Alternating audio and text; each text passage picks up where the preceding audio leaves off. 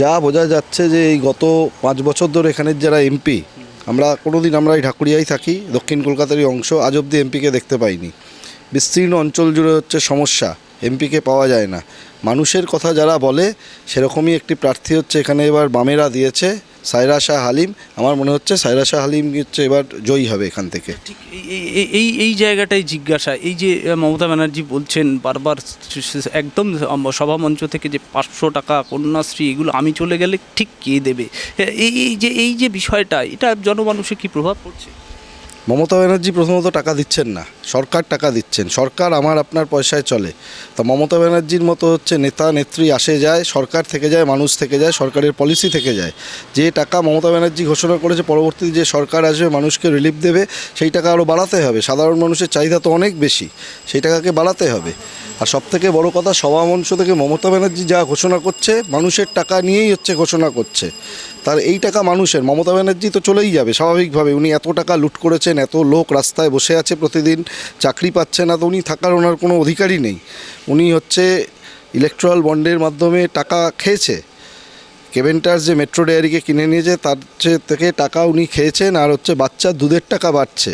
তা মমতা ব্যানার্জিকেই তো জবাব দিতে হবে। মমতা ব্যানার্জি কি সভামঞ্চ থেকে ঘোষণা হচ্ছে? সভামঞ্চ আর থাকবে না কিছুদিন বাদে, সাধারণ মানুষের সভামঞ্চ তৈরি হবে। দুটো প্রার্থী হলো, এবার বিজেপি রায়গঞ্জ থেকে আসা এখানে প্রার্থী দাঁড়িয়েছে কিন্তু দেবশ্রী চৌধুরী, কিভাবে দেখছেন তাকে? লড়াইটা কি, একজন এক্স মিনিস্টার তিনি। এটাই তো প্রশ্ন, যে 5 বছর সময়কালে নির্বাচিত বিজেপির সরকার চলাকালীন তিনি মিনিস্টার হন, সেই চলাকালীন অবস্থায় তার মন্ত্রিত্ব চলে যায়। বিজেপি তাকে পানিশমেন্ট দেওয়ার জন্য দক্ষিণ কলকাতায় পাঠিয়েছে, তিনি থার্ড ক্যান্ডিডেট হিসেবে এখানে থাকবেন, এটা একদম নিশ্চিত। এবং বিজেপির প্রভাব এই দক্ষিণ কলকাতা ওইভাবে কাজ করবে না। কারণ কি, যে বিজেপি আজকে দেবশ্রী চৌধুরীকে রায়গঞ্জে পাঠাচ্ছে, রায়গঞ্জ থেকে নিয়ে গিয়ে আসানসোলে দাঁড় করাচ্ছে, সেটা বড় বিষয় নয়। বিষয় হচ্ছে মানুষের 5 বছরের রুটি রুজি লড়াইয়ের প্রশ্নে গোটা দেশের সরকার কি করেছে, এটা খুব গুরুত্বপূর্ণ। ইলেকট্রাল বন্ডে বিজেপি টাকা খেয়েছে, আর সাধারণ মানুষ, আম আদমি, তার হচ্ছে দুর্গতির অ্যাক্সেস, ওষুধের দাম বাড়ছে, মানুষের পেনশন, ক্ষুদ্র আমানত, তার উপর ঋণ কমছে। বিজেপি নীরব দর্শকের ভূমিকা পালন করেছে। বিজেপি হচ্ছে রাম মন্দিরের জন্য বাজেটে টাকা বরাদ্দ করেছে, জাতীয় শিক্ষানীতি, জাতীয় স্বাস্থ্যনীতিতে টাকা বরাদ্দ হয়নি। সেই জন্যই দেবশ্রী চৌধুরী দ্বারা, আর হচ্ছে সুকান্ত ধরি মজুমদার কি ওদের নেতা আছে দ্বারা, তারও পরাজয় নিশ্চিত। বিজেপি কেন্দ্রে ফিরছে না, 220-র বেশি আসন পাবে না। বিজেপির অর্থমন্ত্রী, তার বর হচ্ছে গতকাল প্রেস কনফারেন্স করে বলে দিয়েছে, আমরা বলছি না, একদম এটা প্রকাশিত এবং এটা প্রমাণিত সত্য, দিনের আলোর মতো প্রমাণিত সত্য। বিজেপি প্রচার করছে যে বামেরা পশ্চিমবাংলায় শূন্য, ভারতবর্ষে 7টা রাজ্যে বিজেপি শূন্য। এই ব্যাখ্যা কে দেবে?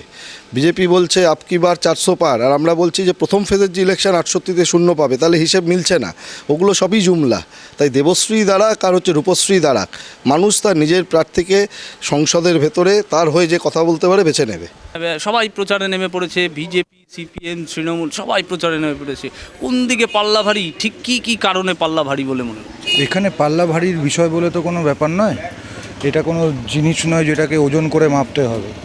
সন্দেশখালি পশ্চিমবঙ্গের জনগণ দেখে নিয়েছে, সন্দেশখালির জবাব দিয়ে দেবে। দক্ষিণ কলকাতায় এর ছাপ পড়বে, আর দেখতে পাবেন 4 তারিখের রেজাল্টে। কিন্তু একেবারেই তো সেদিকে যাচ্ছেন না। মুখ্যমন্ত্রী বলছেন আমি না থাকলে কে দেবে? কোনটা? এই যে লক্ষ্মীর ভাণ্ডার, কন্যাশ্রী, উনি না থাকলে কে দেবে?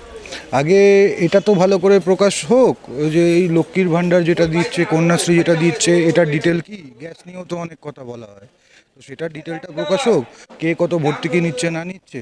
শুধু এরকম দিয়ে আর ভাতা দিয়ে তো কিছু হয় না, যেটা দিতে হয় চাকরি। আজকে চাকরির লোকগুলো এতদিন ধরে বাইরে কেন? 1 বছরের ওপর তো হয়ে গেল, তাই নাকি? সবাই সব বুঝে গেছে, জনগণ বুঝে গেছে, জনগণের যেটা কাজ করার করে দেবে। একদমই তাই। আমি একটু জেনে নেব যে এই দক্ষিণ কলকাতা একটু শিক্ষিত মানুষ বাস করে, চিরকালই এই জায়গাটা একটু পশ। আবার তার পাশাপাশি বস্তির যে সমস্যা, সেগুলোও কিন্তু দীর্ঘদিন ধরে রয়েছে। আমি বলছি দক্ষিণ কলকাতায় আপনি দীর্ঘদিন ধরে থাকছেন, এবং ঠিক কি আরও করলে ভালো হয়? দক্ষিণ কলকাতা সবার আগে যেটা দরকার আছে, সন্ত্রাসমুক্ত ভারত, সন্ত্রাসমুক্ত পশ্চিমবাংলা, তাই তো?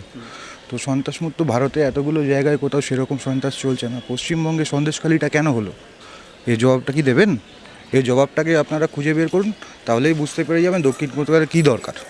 না, মেয়র সাহেব আজকেই পরিষ্কার বলেছেন, কলকাতার মেয়র ফিরহাদ হাকিম, তিনি বলছে ইডি সিবিআইকে কেউ আর মানছে না, কারণ ওটা ট্রাফিক সিগন্যালের মতন হয়ে গেছে, যেরকম মানুষ মানে না ওটাও মানছে। এটা ওনার ব্যক্তিগত বক্তব্য, এই নিয়ে আমি কোনো মন্তব্য করব না।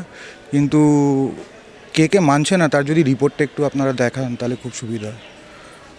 টোটাল যে জনগণ আছে, জনগণ কি মানছে কি মানছে না, তার রিপোর্ট কি আছে আপনার কাছে? জনগণ কি চাইছে সেটা কি দেখছেন? জনগণের কাছে অবধি আপনারা যান? জনগণের দুঃখ সুখ কী আছে, কী কোনটা ভালো লাগবে সেটা আপনারা জানেন? যদি জানেন তাহলে নিশ্চয়ই আপনারা সবই জানেন, হয়তো ভয় পাচ্ছেন। আমাদের এখানে যে একজন এমপি আছেন, তো আমরা জানি এমপি আছেন, 5 বছর আগেও ওই মুখ দেখেছিলাম, আবার হয়তো এই এখন প্রচারে উনি যখন বেরোবেন তখন হয়তো মুখটা দেখব। তার মানে মাঝখানে কিন্তু আমরা ওনার মুখটুক কিছু দেখিনি। আর সিপিএমের যিনি দাঁড়িয়েছেন, উনি 2022-এ বালিগঞ্জের উপনির্বাচনের ক্যান্ডিডেট ছিলেন। তো উনি হেরেছেন, ঠিক কথা, মানে তাও হেরেছেন, মানে সেকেন্ড পজিশন হয়েছে। তো সেকেন্ড পজিশন হলেও তা আমরা এইটুকুন জানি, সে হারুক জিতুক যাই হোক না কেন, মানে যখন মানে সিপিএমরা বলেন যে ওনারা সবসময় মানুষের পাশে থাকেন, তো উনি যখন সেকেন্ড পজিশন পেয়েছেন তার মানে ওনার মানুষের পাশে থাকা উচিত। ওই 2022-এ ইয়েতে দেখেছিলাম, ভোটের প্রচারে দেখেছিলাম, আবার এই 2024-এর ভোটের প্রচারে দেখছি। তার মানে সিপিএম যে কথাগুলো বলে যে আমরা সবসময় মানুষের পাশে আছি, সেইটা কিন্তু ওনার ক্ষেত্রে আমরা মানে বুঝতেই পারছি না যে সত্যি কি উনি মানুষের পাশে আছেন। মমতা ব্যানার্জি তো পাশে আছেন, 500 টাকার লক্ষ্মীর ভাণ্ডার, কন্যাশ্রী, এগুলো তো। আরে 500 টাকা তো মা পাচ্ছে, মা তো পাবে 500 টাকার লক্ষ্মীর ভাণ্ডার, আর ছেলে মেয়েরা তো বেকার থাকছে, তাই না? ছেলে মেয়েরা তো বেকার থাকছে, তাহলে ওই 500 টাকা লক্ষ্মীর ভাণ্ডারটা নিয়ে আমার লাভটা কি বলতে পারো? 500 টাকা না হয় এখন আবার উনি বলছেন উনি 1000 টাকা দেবেন, তাহলে মা পাবে 1000, ছেলে মেয়ে থাকবে বেকার। কিসের ইস্যুতে তাহলে এই দক্ষিণ কলকাতায় ভোট হবে এবার? ভোটের ইস্যুটা ঠিক কি?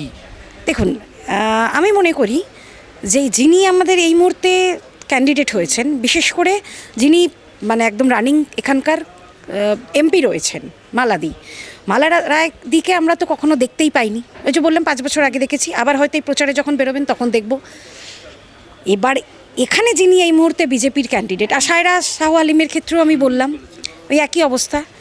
এখানকার যিনি বিজেপির ক্যান্ডিডেট, তিনি কিন্তু রায়গঞ্জের এমপি মানে ছিলেন, এবং উনি একটা সময় 2 বছরের জন্য মন্ত্রীও ছিলেন।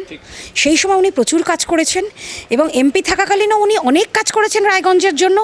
আমি তো দক্ষিণ কলকাতার মানুষকে বলবো যে রায়গঞ্জের যে কাজগুলো উনি করেছেন, সেই কাজগুলো একটুখানি, এখন তো প্রত্যেকের হাতে স্মার্টফোন আছে, তাহলে সেই স্মার্টফোন ঘেটে কিন্তু দেখলে আমরা বুঝতে পারবো যে এমপি ল্যাডে তো একটা টাকা দেওয়া হয়, সেই টাকাটা উনি কতটা কাজ করেছেন তার নিজের এলাকায়।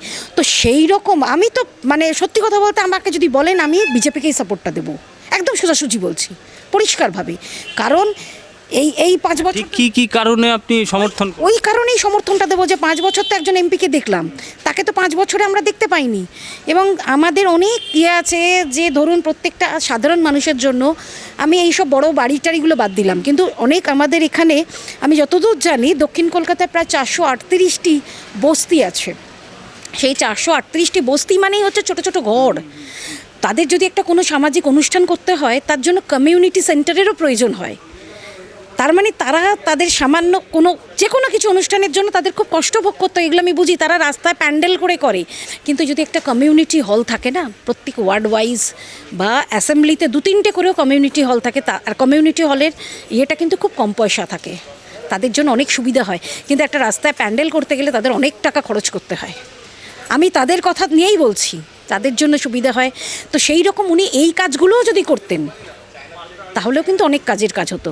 সেই রকম কিন্তু কোনো কাজ করেননি। মানে ওনার এমপি ল্যাডের টাকাটা আদৌ দক্ষিণ কলকাতায় ইউজ হয়েছে কি না, এইটা নিয়ে আমার একটু কিন্তু প্রশ্নবোধক চিহ্ন আছে।